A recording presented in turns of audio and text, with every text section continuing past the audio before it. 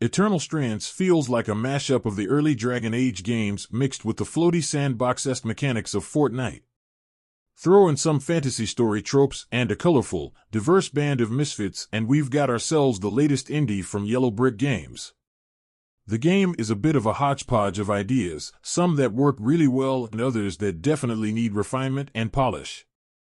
The main USP here stems from using the environment around you and harnessing magic to take down giant foes and change the topography of the world around you.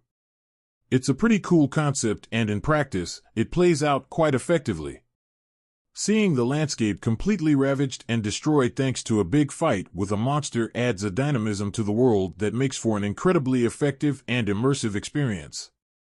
Alongside the magic, the game also has some pretty good missions, although the side quests are poor time wasters and the core mechanics definitely have some major drawbacks, which we'll get to shortly. Set in an original fantasy world brimming with interesting lore, Eternal Strands throws you into the shoes of Bryn, a magic-wielding weaver who leads a merry band of misfits back into the Enclave to uncover its mysteries when an existential threat looks set to destroy the world. It's your typical setup to give the game some purpose, and the plot is quite tropey, slipping into all the modern cliches of the genre along the way. We have the plucky outsider thrown into a leadership role, one of the band potentially working with the enemy, and some general miscommunications as well. All of your campmates are cliched, include Tough Smith Sola and nerdy Codex Keeper Lane. There's also anxious workaholic Casman and Shy Sev, and all of these characters adopt one or two key attributes and never really grow much across the playtime. While there is tension between teammates on occasion, it never materializes into anything close to what we've seen in games like Mass Effect, where certain characters had massive chips on their shoulder and disrupted the equilibrium of the team. Midway through the story, Eternal Strands introduces a second base, and while I'm being careful not to spoil anything here, it is worth pointing out that the only human male character in this game is an asshole. And he, along with the big bad of the game, are the only ones inherently evil here. Make of that what you will. As an RPG, the game has a lot of dialogue and most of this plays out in static scenes featuring pictures of characters, with the voice acting doing all of the heavy lifting.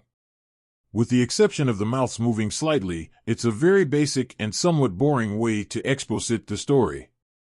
Alongside this we also have a very deep codex, which breaks down numerous parts of the world and the story in more detail, including a very useful guide in how to take out oversized foes.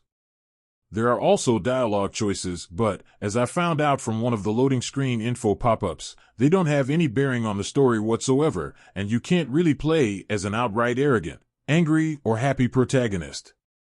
Given how detailed this fantasy world actually is, it's a shame then that the story and dialogue choices don't feature more urgency. There isn't really a point of no return either, and after you've finished the final boss, you're free to wander around the world again and finish up on anything you may have missed. So with a rather basic storyline, Eternal Strands' main hook comes from the gameplay and the magic system. Much like earlier Dragon Age and Mass Effect games, Eternal Strands adopts a main base and then lets you teleport out to different locales in the world via a lone gate. Each section plays out as a smaller open world, with unique landmarks, topography, and foes to conquer. While you'll start out with sunny forests and larger open expanses, the game soon progresses into treacherous caverns, dangerous sections with huge drops, and even an abandoned fantasy metropolis.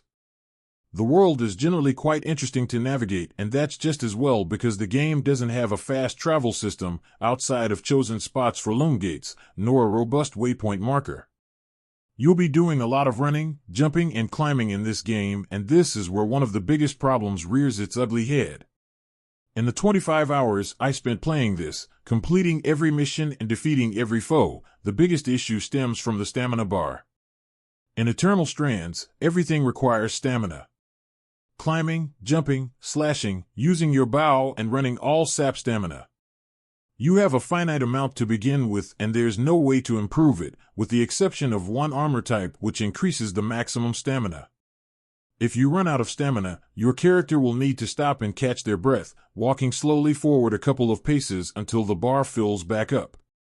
You do have vitality flasks though, which help replenish your HP, and these come in very handy during combat.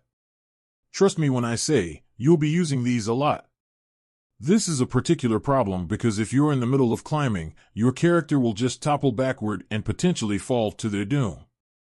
If you're fighting an enemy, you'll just stop and bosses can and will punish you for it. Given a large part of conquering these bosses include climbing over their bodies to find weak spots, this is a particular problem. Even blocking and parrying, which are required to try and hold off brutal attacks, deplete stamina. While I appreciate the idea here might be to try and manage this better as you play and not just go in all guns blazing, the fact that you can never level this up and improve it makes for a very annoying experience. Every time I found myself getting invested in the world and starting to have some proper fun with the exploration, Eternal Strands would remind me of its biggest hindrance. Alongside the stamina, there's also a bar for your magic too, so you can't just constantly pummel an enemy with magic. When this depletes, you won't be able to use your powers until it replenishes again, which, to be fair, doesn't take too long.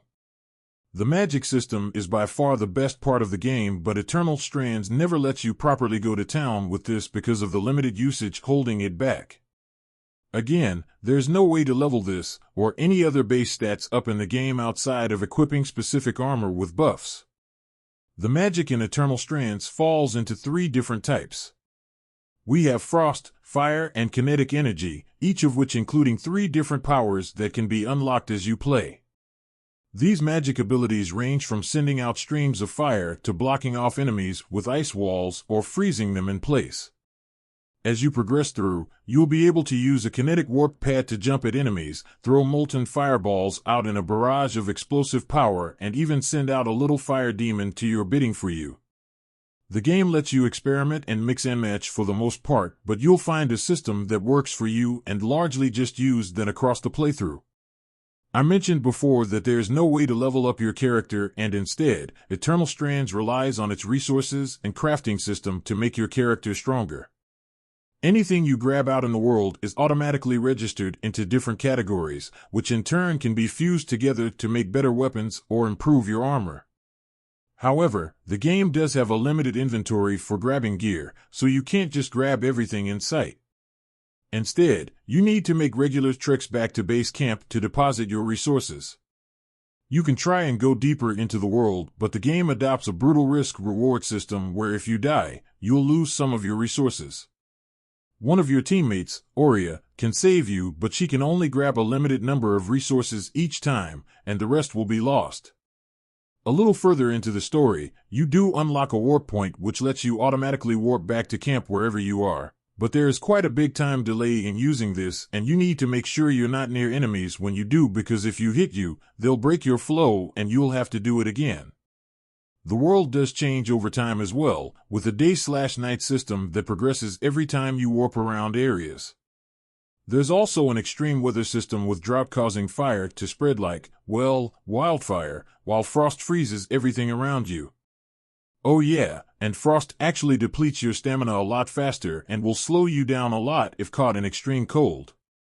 These weather effects do work to add a slight element of strategy to traversal or combat, because sometimes you'll be forced to take a slightly different route or progress in a big detour to try and avoid the worst affected areas.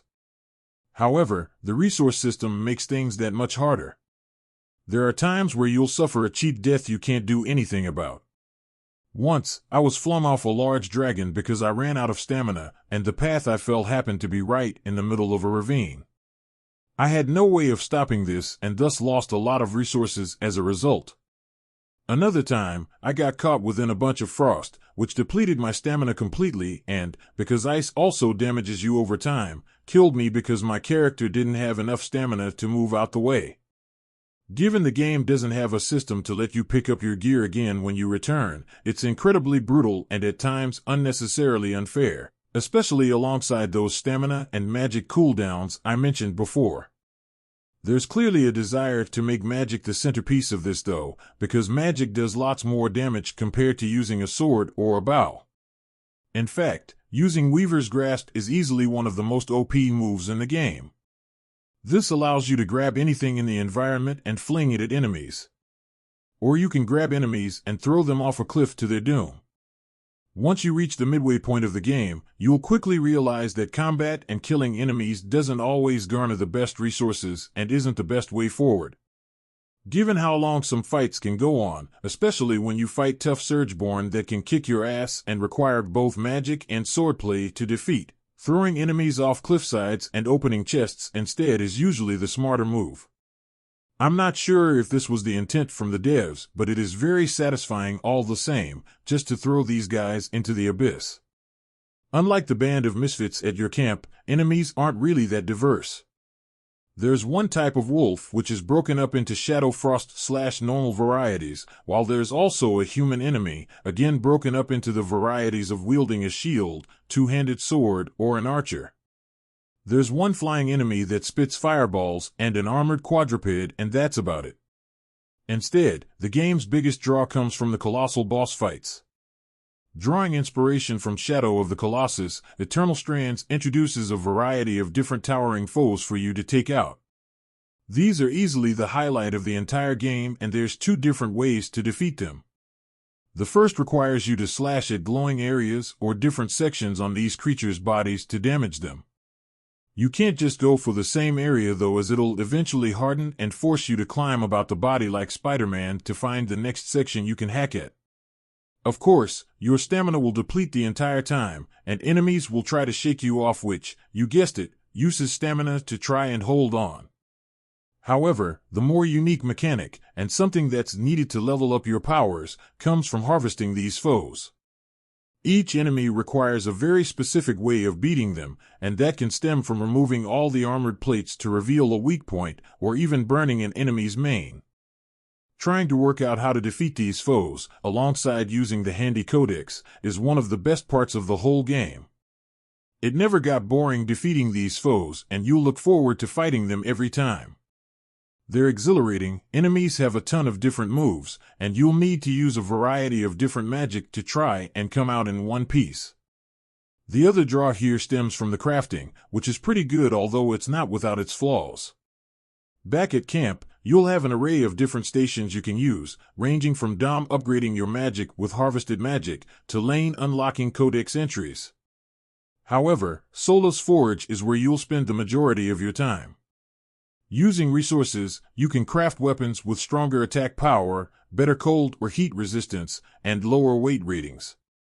The lower the weight, the less stamina you'll use while swinging your weapon about. It's a simple system, but it's annoying that you can't compare your different equipment here. You may have made an amazing sword with great attack power, but as you can't compare it with what you currently have equipped at the forge, you'll need to speak to Casman at her station to do that. Alongside new weapons, there is a reforging mechanic here, allowing you to take out one or two resources from one of your current weapons and replacing them with a stronger and rarer resource. Speaking of Casman, speaking to her will allow you to turn your old resources into camp supplies. Camp supplies can then be used to upgrade different sections of the camp to make your life easier. Oriev can save more resources when you die, Sola can help upgrade your weapons to higher levels, etc. The side quests allow you to get to know your companions in more detail, but all of these are simple busywork. There's not a lot of variety to them, and toward the end of the game, the missions are actually quite annoying. One starts off with talking to two characters in the camp, needing to go back and forth between the two. They're at opposite ends, and while this is only a little walk, it's these sort of time-sapping moments that add to the little grievances that this game never shakes off. Graphically, the game has a pretty nice aesthetic, although the contrast on the fire effects, especially when the world is bathed in red, feels very harsh. This is especially prevalent when you get back to base camp and find the place absolutely smothered in red. This is something that definitely could have done with some tweaking. The first time I experienced this, I actually thought it was a glitch in game, but when it happened a few times, I found out that it's actually a weather effect. The game's performance overall is quite good, although there are definite times where the frame rate drops considerably when there's a lot going on. I played on PS5, so this may not be the case for PC gamers with higher-end specs, but it's definitely something worth bearing in mind. The draw distance isn't too bad though, and the colors are, generally, decent across the board. The camera can be a bit of a menace while you're climbing over the giant bosses though, especially when they're walking about and you're not quite sure what direction you're actually climbing in. Despite it being a bit rough around the edges, Yellow Brick Games definitely have something here though. The core mechanics and the way the physics system feeds into the larger world is great. The towering foes are glorious and you'll be itching to fight more of these across your playtime. Unfortunately, the core mechanics of the game are hampered by the stamina bar, the lack of conventional leveling, and combat that never feels all that rewarding compared to using magic. The story isn't really anything to write home about either, with a cookie-cutter antagonist and cliched, one-note companions. However, the hand-drawn cartoony cutscenes are pretty good. Eternal Strands has a few nice ideas and tons of potential with its robust magic system. The giant boss fights are a definite standout, but all of this is hampered time and again by basic gameplay design that usurps the fun. In an effort to try and add in this magical physics system, the trade-off is very limited stamina, big magic cooldowns, and an inability to level up base stats. That's before mentioning some of the performance issues and pretty mindless side quests to pad the runtime. There are elements here that make Eternal Strands a super fun game, but after completing everything this one has to offer across its 25-hour runtime, it's a disappointingly mixed experience overall, which is a real shame.